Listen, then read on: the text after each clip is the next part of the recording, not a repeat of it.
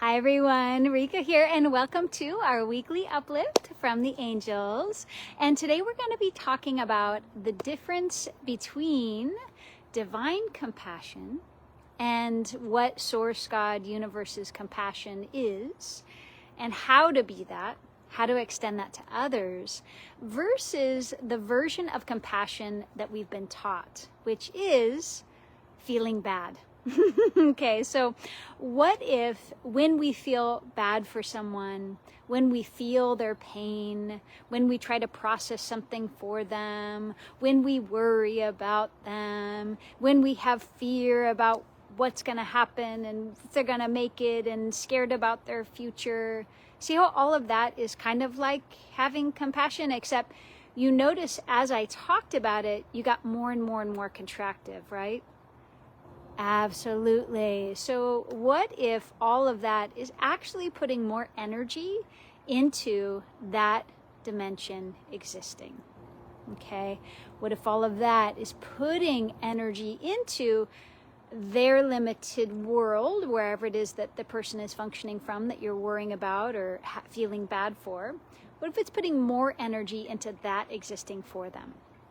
Because the way that reality works is where two or more are gathered and agree upon an experience, reality is born, right? So when we feel bad, when we, worry about somebody, when we are worried about their future, we, do all these things that we think are very spiritual and compassionate. What if it's just adding, more connection to what it is that they're going through and the dimension in which they're suffering, right? And what is it that they're actually suffering from? Well, there's only one thing that causes suffering. Guess what it is? That's right. It's separation from source. Okay.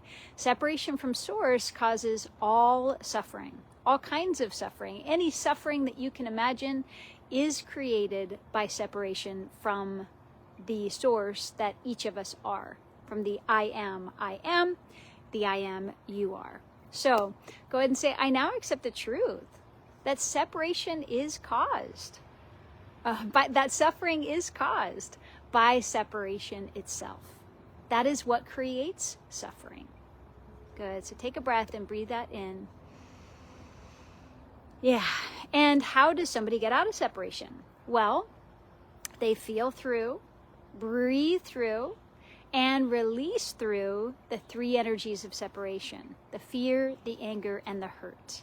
That's how somebody actually gets out of separation. So, does worrying about them get them to feel through, breathe through, and release through? No. Does feeling bad for them help them feel through, breathe through, and release through? No, because all of this is kind of putting energy and projection into their universe that where they're functioning from is real and true and bad and awful and wrong and should be different, right? So all of that just keeps them from being able to know that they're loved and to let this stuff go, right? So what if true compassion, divine compassion, was much different than that?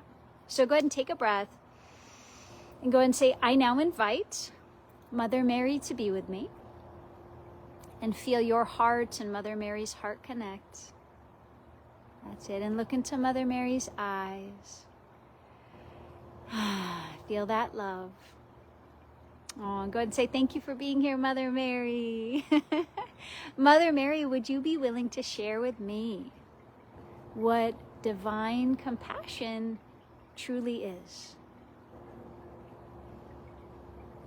Yes. Okay, so take a breath. Now, in her divine compassion, are there any beliefs or stories? No, they're not, right? She is sitting in this beautiful space of unconditional love. And within the unconditional love, there is an absolute knowingness of Source, God, the universe, serving in the highest, and all being well and wonderful. It's almost like she's looking in to the God, the source within someone and saying, I see you there. I see God merging, and emerging from you. I see that in every moment you are knowing more of the source God universe you are. And this is a glorious occasion. I see beauty and only beauty. I see love and only love. Right? So can you get a sense from Mother Mary what divine compassion actually is? And there's a power in divine compassion. Mother Mary is a very soft version of this divine compassion. There's no rush, there's no hurry, there's no time. It's very eternal. And it is eternal with these other beings too. But if you invite in somebody like Kali or Ganesh and you start talking to them about divine compassion, there's an even deeper fierceness of the truth that whatever it is that people are suffering from is not real and not true. So there's these beings that we can work with, Kali, Ganesh, Mother Mary, to teach us about these different facets of compassion. Jesus is another amazing guide in the world of compassion. Just if you look into Jesus's past, right, he went through being hung on the cross and choosing love and compassion for all of humanity to transcend death and bring forth the consciousness of eternal life. So talk about somebody who knows compassion, especially compassion when being attacked, right? So compassion and divine compassion can be easier when nobody's pointing at you, nobody's trying to attack you, nobody's judging you. But can you be compassionate even under attack? Yeah. See, that's where the power of Kali and Jesus and Ganesh come in really strong, because those beings can stand with you. So go ahead and say, I now invite the presence of Kali into the space to stand fully with me now and share with me what divine compassion truly is. For you, Kali. Oh, there's so much freedom and magic in there, isn't it? Take a breath. And go ahead and say, Kali, I invite you to stand with me and stand for me.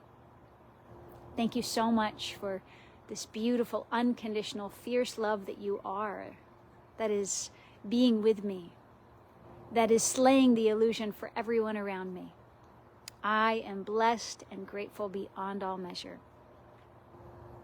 So it does take some training to be able to function from divine compassion and to be able to remain there, right? Because if we go into our mind, our ego and beliefs, we're no longer being true divine compassion. We are agreeing with limitation and separation, which don't exist, right? So there is a lot of nuances in this ability to be this divine compassion. Mother Mary, Jesus, and Kali can show you a lot about this. So call on your beautiful angels. Allow yourself to stand in this. You are protected in this. You are loved in this. You are cared for in this.